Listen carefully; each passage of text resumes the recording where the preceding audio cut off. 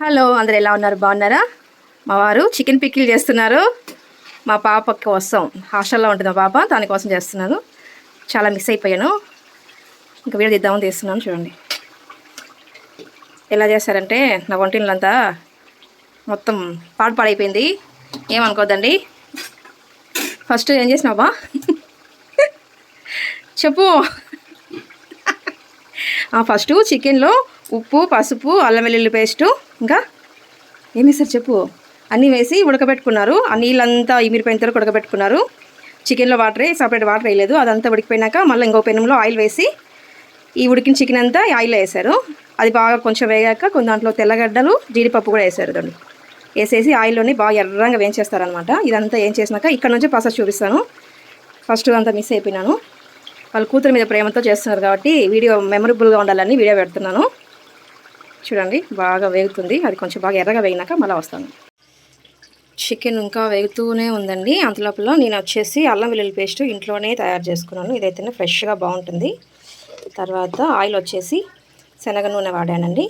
దానికి మసాలా వచ్చేసి చికెన్ పికిల్కి ధనియాలు, చెప్పండి, ఆవాలు, జీలకర్ర, మెంతులు, చెక్క, లవంగాలు, అంతే. అవన్నీ బాగా డ్రై రోస్ట్ చేసేసుకొని పెనంలో వేయించేసి మిక్సీ పట్టుకుంటే ఇది ఇలా పొడిగా, ఇలా మెత్తగా పొడి చేసుకోవాలి. ఇంకోసారి చెప్పేదా, ధనియాలు, ఆవాలు, జీలకర్ర, మెంతి, చెక్క, లవంగా, అవన్నీ కలిపి ఇలా పొడి చేసుకొని పక్కన పెట్టుకున్నారు. నాకు ఆయిల్ వచ్చేసి 1 లీటర్ పట్టిందండి. శనగ నూనె ఎంత అండి? చికెను 2.5 కేజీకి ఒక 1 లీటర్ ఆయిల్ వేసేది మా ఆయన.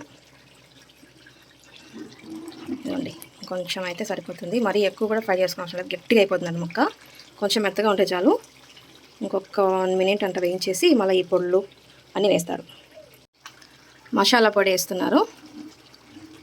మరీ ఎక్కువ వేయించిన అవసరం లేదండి, ముక్క గట్టి పడిపోతుందని. ఒక 60% వేగింది చాలు. మళ్ళీ మనకు డ్రై అయిపోతుంది ముక్క.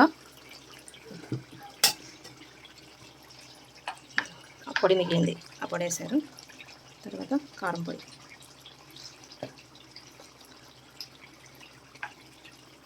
కొంచెం ఉప్పు వేస్తున్నారు. స్టార్టింగ్లో ఉడకబెట్టినప్పుడు కొంచెం వేశారు. ఇప్పుడు కొంచెం రుచి చూసి కొంచెం వేసుకోవాలి.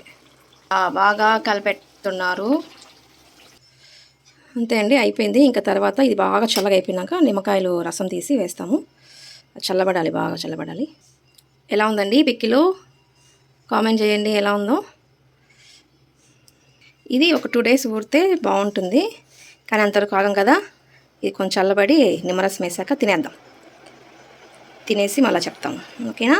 బాయ్ అండి ప్రస్తుతానికి. ఊరగాయ అయిపోయింది. ఊరగాయ చేసిన పెనంలో అన్నం వేసి కలిపి పెడతాడు వాళ్ళ డాడీ. ఎలా ఉందివా చికెన్ ఊరగాయ? నాకున్నా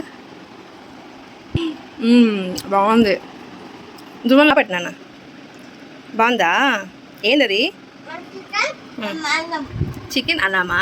ఎవరు చేసింది? సూపరా. ఈ వీడియో కానీ మీకు నచ్చితే కన్నా ప్లీజ్ సబ్స్క్రైబ్ చేసుకోండి. థ్యాంక్ యూ ఫర్ వాచింగ్ అండి. బాయ్. మీకు ఒక ముద్ద తినేయండి.